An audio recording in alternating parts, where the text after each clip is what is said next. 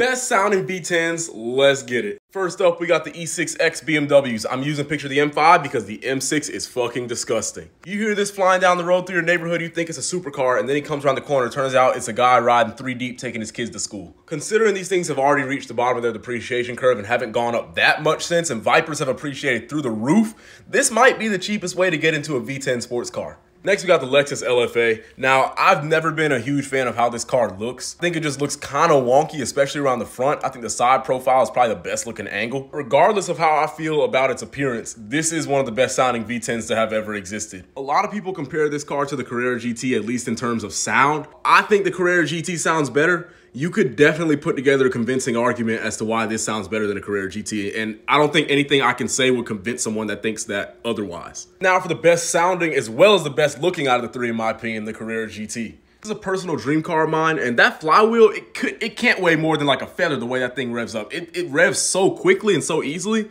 It just sounds like, literally it sounds the most race car sounding V10 for the road, at least from factory. I know there are some Calvo Vipers out there, but as far as what you can get from factory, this is the best sounding V10 like ever.